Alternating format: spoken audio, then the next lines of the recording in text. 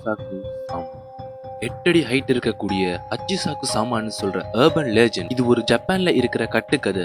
இந்த ஹச்சிசாக்கு சாமான்னு சொல்ற இந்த கோஸ்ட் ஜப்பான்ல இருக்கிற சின்ன பசங்களை பயமுறுத்துறதுக்காக உருவாக்கப்பட்ட ஒரு கட்டுக்கதை. ஆனா இந்த ஹச்சிசாக்கு சாமா ஜப்பான்ல இருக்கிற பல பேரால் நம்பப்படுது. இதை பத்தின கதைகளும் நிறைய பேரால சொல்லப்பட்டு கொண்டு வருது. அப்படி இந்த ஹச்சிசாக்கு சாமாவோட ஒரு ஸ்டோரியை தான் இந்த வீடியோல பார்க்க போறோம்.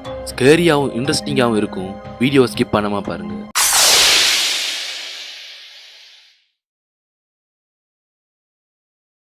ஜப்பான்ல குறிப்பிடப்படாத இடத்துல பல ஆண்டுகளுக்கு முன்பு ஒரு சம்மர் டேஸ்ல கைட்டோன்னு சொல்ற பையன் தன்னோட தாத்தா பாட்டிய பாக்குறதுக்காக ரொம்ப நாளைக்கு பிறகு அந்த ஊருக்கு வாரான். இந்த கைட்டோ கொஞ்சம் சுட்டிக்கார பையன். இவனுக்கு சாகசம் பண்றதுன்னா ரொம்ப பிடிக்கும். அப்படி இவனோட தாத்தாவோட கதைகளை கேட்டுக்கொண்டு அவன் அந்த வீட்டுல சுத்தி திரியறான். அப்படி அவன் அந்த வீட்டுல உலாவி கொண்டு இருக்கும் போது அந்த நாள் பொழுது சாஞ்சி லேசா இரவு நேரத்துல கைட்டோ வீட்டுல இருந்து கொஞ்சம் பக்கத்துல வந்து விளையாடி கொண்டு இருக்கும் போது மரத்துக்கு பின்னாடி ஒரு உருவம் இருக்கிறத கவனிக்கிறான். அந்த உருவம் அசாதாரணமான உயரத்துல இருக்கிறதையும் கவனிக்கிறான். அந்த உருவத்தோட தலை மரக்கிளைகளோட முட்டி மோதி கொண்டு இருக்கு. அந்த உருவம் ஒரு பெண். அந்த பெண் சத்தம் இல்லாம கைட்டோவை நோக்கி மெல்ல மெல்ல நகர்ந்து கைட்டோ மரண பீதியில இருக்கான். அப்போ அந்த பெண் போ போ போ பயமுறுத்தக்கூடிய விசித்திரமான சத்தத்தை போட்டுக்கொண்டு கைட்டோவை நோக்கி மெல்ல மெல்ல வருது. கைட்டோ பயத்துல உறைஞ்சு போய் இருக்கிற நேரம் அவனோட பாட்டி வேகமா வந்து அவனை புடிச்சு அவளை பார்க்காதன்னு சொல்லி கூட்டிட்டு போறாங்க. அந்த உருவம் அவனை பார்த்து ஒரு விசித்திரமான முறையில சினுங்குது. கைட்டோவை உள்ள கூட்டிட்டு போன பிறகு ஒரு வித்தியாசமான ஜப்பானிய சடங்கு ஆரம்பிக்கிறாங்க. அவங்க இருக்கிற ரூமை சுத்தி புனிதமான கயிறுகளை தொங்க விடுறாங்க. கைட்டோ பய கலக்கத்தோட தன்னோட கிராண்ட் பேரண்ட்ஸ் கிட்ட என்ன நடக்குதுன்னு கேக்குறான். அதுக்கு அவனோட தாத்தா, அதோட பேரு தான் ஹச்சிசாக்கு சாமா. அவ உன்னை டார்கெட் பண்ணிட்டா. அவ டார்கெட் பண்ணவங்களை கூட்டிட்டு போகும் வரைக்கும் விடமாட்டா. ஆனா நாங்க உன்னை பாதுகாப்பா வச்சிருக்கோம்னு சொல்றாங்க. சொல்றேன், நீங்க சொல்லுங்க, கைட்டோட இடத்துல நீங்க இருக்கீங்க. 8 அடி உயரம் உள்ள பேய் உங்களை விடாம துரத்துது.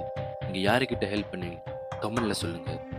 அப்படி அந்த ரூமுக்குள்ள கைட்டோவை பூட்டி வச்சுட்டு வெளியே வரக்கூடாதுன்னு சொல்லி அவனோட தாத்தாவும் பாட்டியும் போயிடுறாங்க. கைட்டோ பயத்துல இருக்கும்போது அப்படி அந்த இடத்துல தூங்கிடுறான். திடீர்னு ஒரு சவுண்ட் கதவை யாரோ தட்டுற மாதிரி கேக்குது. அவன் தூக்கத்துல இருந்து எழும்பி அந்த சத்தத்தை கேக்குறான். அது அவனோட பாட்டி. கைட்டோ, நல்லா இருக்கியா? இங்க எல்லாம் சரியாகிட்டு கதவை திறன்னு சொல்றாங்க. அவனு வேகமா கதவை திறக்க போறான். திடீர்னு நிக்கிறான். சத்தம் இல்லாம அமைதி. வேற ஒரு சவுண்ட். ஓ ஓ ஓ. கைட்டோ பயத்துல மூழ்கிறான். அங்க வந்தது அவனோட பாட்டி இல்ல, அந்த கோஸ்ட்.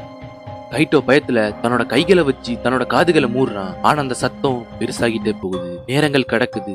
அந்த நாள் விடியுது. அவனோட தாத்தாவும் பாட்டியும் அந்த கதவை திறந்து பாக்குறாங்க. கைட்டோவை பார்க்கும்போது அவன் ஒரு மூலையில ஒடுங்கி பயத்துல முடங்கி போயிருக்கான். நேரத்தை கடத்தாம அவன் உடனடியா அவனோட ஊருக்கு கூட்டிட்டு போறாங்க.